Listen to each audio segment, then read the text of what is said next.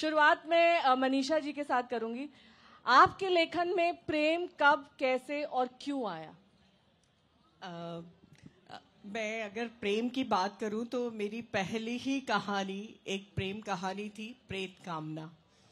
तो मुझे लगता है कि कोई भी साहित्य, अगर हम रोमांटिसिज्म की बात करें कि जहां से यूरोप से 18वीं सदी में रोमानियत या रोमांटिसिज्म जहां से आता है, तो वर्ड्सवर्थ जहां से शुरू होते हैं, तो मुझे लगता है कि अगर पूरा समूचा विश्व का साहित्य देखा जाए तो उसके कहीं ना कहीं केंद्र में प्रेम होता ही है। और सारे युद्धों को देखा जाए तो वहां कहीं ना कहीं प्रेम होता ही है।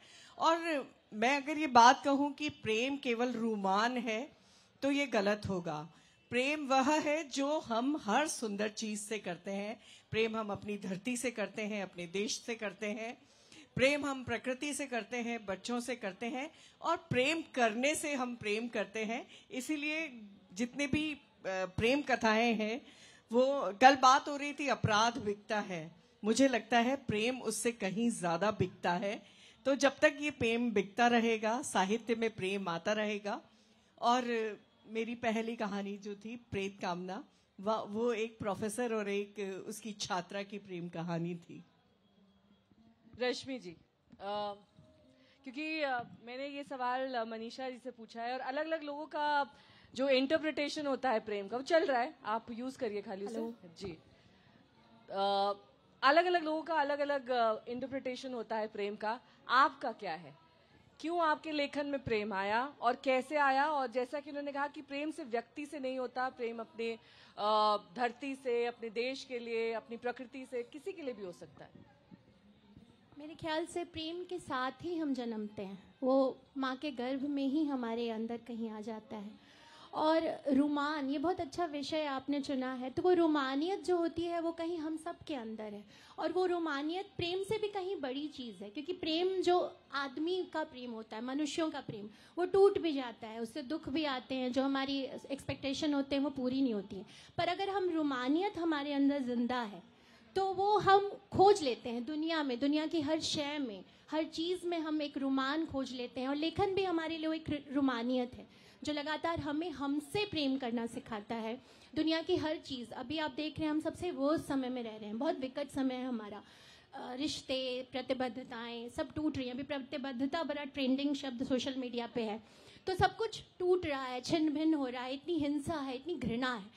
पर अगर उसमें हम अपने रोमान को जिंदा रखें ना, अगर हम ये देखें कि हमें इसमें से सुंदर चुन लेना है, हमें इसमें से जो सबसे आकर्षक है उसे बचा लेना है, और वो सबसे सुंदर चीज़ प्रेम है जो हमें हर हाल में बचा के रखनी चाहिए, अपने अंदर भी और दुनिया में जो भी हमसे इंटरेक्ट करें, हमारे पाठक, हमारा परिवार, जो हमारे लेखक हैं। तो मुझे लगता है कि प्रेम है इसलिए हम लिख पा रहे हैं। तमाम विपरीत चीज़ों के बीच भी हम उस एक शय को खोज निकालते हैं जो प्रेम है और जो हमें लिखने के लिए बाध्य करता है। तो मेरे ख्याल से हम लिख ही पा रहे हैं क्योंकि प्रेम है। प्रेम को हम बचा लेते हैं किसी भी तरह, और ये प्रेम सिर्फ किसी और से नहीं होता, ये सबसे पहले अपने आप से होता है।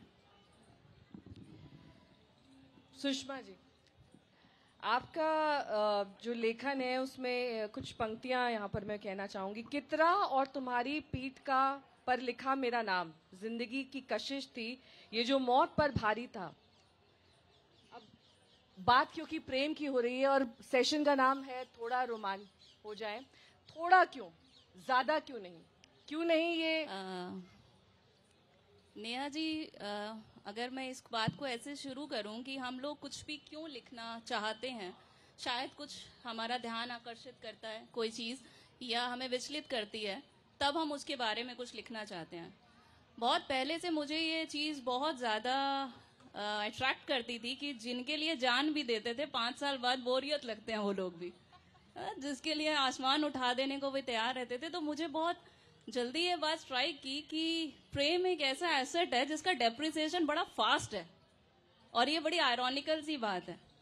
तो ये जो थोड़ी सी रोमानियत है ना, यही बचा लिया जाए। होलसेल पूरा बचाने के चक्कर में तो मुझे लगता है पूरे थैले में छेद होते चले जाते हैं, बचता कुछ नहीं है। आपको नहीं लगता कि उम्र के हर पड़ाव में अलग किस्म का प्रेम होता है? अलग किस्म का, स्कूल का प्रेम, कॉलेज का प्रेम, उसके बाद जब आप नौकरी में आते हैं, या फिर अगर आपकी शादी वाला प्रेम। बिल्कुल, मेरा भी यही कहने का मतलब है, बट वही बात है, आप किसी भी उम्र का प्रेम उठा लीजिए, उसकी एक सेट एज है, उसके बाद उसका एक सेट टाइम पीरियड है, उसके बाद आप उसको स्ट्रेच करते हैं तो वो छितरने लगता है, जिसको हम कहते हैं। तभी मैंने कहा कि वो एक ऐसा एसेट है जिसका डेप्रिसिएशन बड़ा फास्ट है। और आदर्शवादी होके हम बहुत बातें करते हैं कि प्रेम बहुत छल से रहित है या प्रेम बहुत प्योर है, पर 90% केसेस में प्रेम के बड़े सेट रूल्स हैं, जो उन्हें फॉलो नहीं करते वो गेम से बाहर हो जाते हैं। ये भी नहीं, आपको नहीं लगता ओवर द जनरेशन प्रेम की परिभाषा ही अलग होती जा रही That's why I है? said हमारे ना। माता पिता का प्रेम अलग था, आज जो बच्चों का प्रेम आप देखते हैं व्हाट्सएप जनरेटेड है या फिर सोशल मीडिया जनरेटेड है। तभी मैंने बोला कि अब ये पावर गेम में ज्यादा तब्दील हो गया है, प्योरनेस इसमें से खत्म हो गई है। और जो आपने हमारा शीर्षक हमारा है जो थोड़ा सा रोमानी हो जाए, मुझे लगता है बस उस रोमान में ही वो इतनी प्योरिटी बची हुई है कि बस आप उस रोमान तक ही रुकें। जब आप उसको बहुत ज्यादा फैलाने की कोशिश करते हैं तो उसमें बहुत सारी चीजें फिर इंक्लूड होती हैं और इफ बर्ड्स लगने शुरू होते हैं। तो थोड़ा सा रोमानियत में थोड़े तक ही सीमित अच्छा है।